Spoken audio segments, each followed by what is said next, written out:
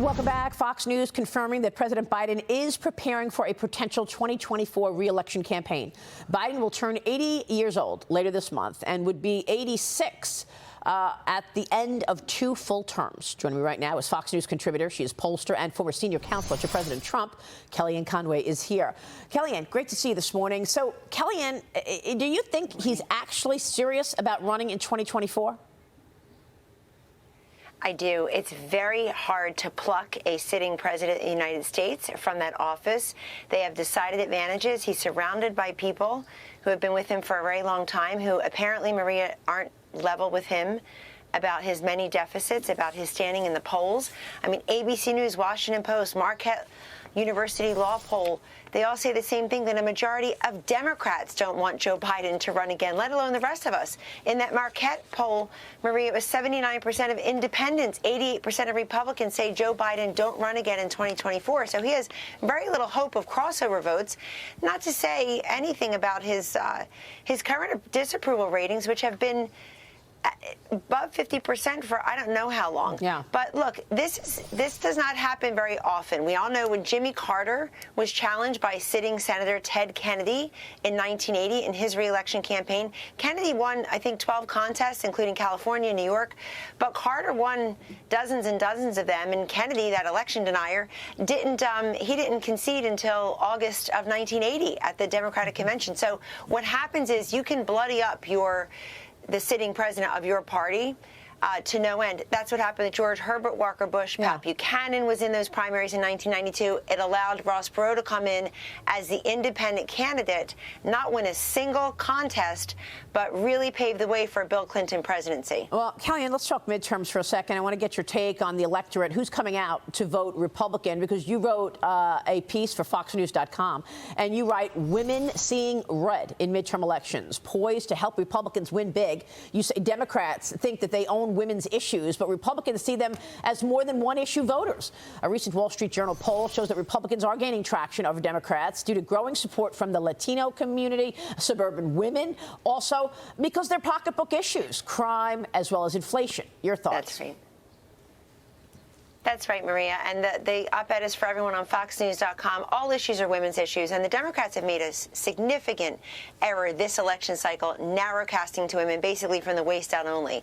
I'm a Republican in part because it's a party that talks to me from the waist up, which is where my eyes, ears, brain, heart, and mouth are as well. The issue set has been very uncomplicated, very straightforward. Women have been saying for over a year now, beginning with those races in Virginia and New Jersey. We're worried about education, obviously inflation, economy, and the rise in crime.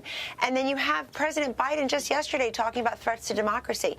Threats to democracy is not owned by one party, because democracy is not owned by one party. We're a constitutional republic. Everybody is concerned, but they're not even addressing the concerns women have. Also, on Kamala Harris, the first female vice president of this country, women are saying, hey, you share my gender, but we share very little else in common. You don't share my position on the issues. You don't share my vision for the future. You don't share my concerns about everyday conversations and issues that I am telling you matter to me. So in that op-ed, I talk very clearly about how Democrats had a lot of opportunities to course correct, to really get out there and start responding to these issues. Even Barack Obama, as popular as he is within the party, is not hitting these issues the way he needs to. The most honest person about it so far was Bill Clinton. He said yesterday, the day before, Maria, yes, we have too much inflation. Yes, we have too much crime. I don't know how that went over at home, let alone in the rest of the Democratic Party, since Hillary Clinton's out there blaming Republicans for pretending crime is an issue. But people know what they see, and that's what they're going to vote. Last thing, in addition to women realigning with the Republican Party and this political gender gap really being a problem for the Democratic Party among men and working class voters of both genders and of course, Hispanics, in addition to that, I would tell you that the Democrats have failed to, I think, clean out the sclerosis in some of their candidacies. The Republicans are the ones recruiting women and candidates of colors and veterans. Candidates of color and veterans. We have 81 women running for office this time. That's a great point. In 2020, we had a record number of women. And we have a record number of women again. Yeah. I mean, we've got Katie Britt and Carrie Lake running. They've got Patty Murray and Maggie Hassan trying to hang on to power. Yeah, great point. Dagan.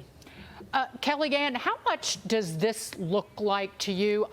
It sticks in my mind in 2016 right before, just a matter of weeks before the election then, when you were saying, pay attention to women, the heads of household, the people who make financial decisions.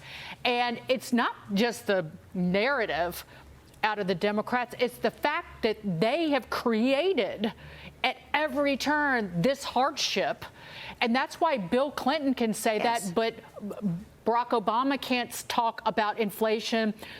Joe Biden can't talk about inflation because their policies created these financial problems, and they have no intention of changing course, not in the last year and not after the election. No plan.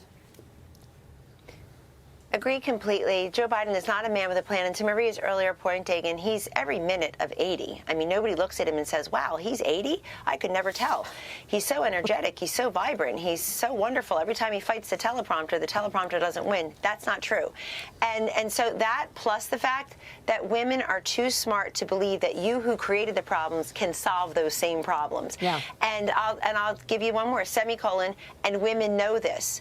I think the Democrats are banking on a lot of ignorance to match up with their arrogance that we don't notice. Somehow we don't notice that they're the ones who created these problems. They had a lot of opportunity to course correct. I mean, if you look at that Wall Street Journal poll, the shift among women has occurred since August of 2022, a few short months ago. That big shift, and the New York Times had a similar shift among the self-identified independent women.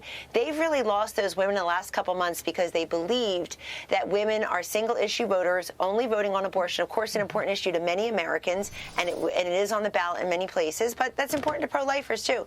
And they also, look how they narrowcasted to Hispanics on immigration for years, and now Hispanics are clapping back with, yes, we care about it, but we agree with the people who were trying to get us border security, not having fentanyl in our communities, and not just allowing people to walk over the border. Yeah. They totally misread blocks of individuals that they take for granted. Well, they called the Hispanic community breakfast tacos. Jill Biden did.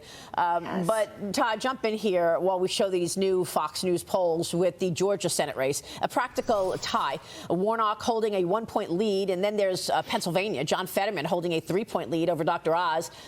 Despite that horrendous debate. In Arizona, Republican Blake Masters trailing Mark Kelly by 2 points.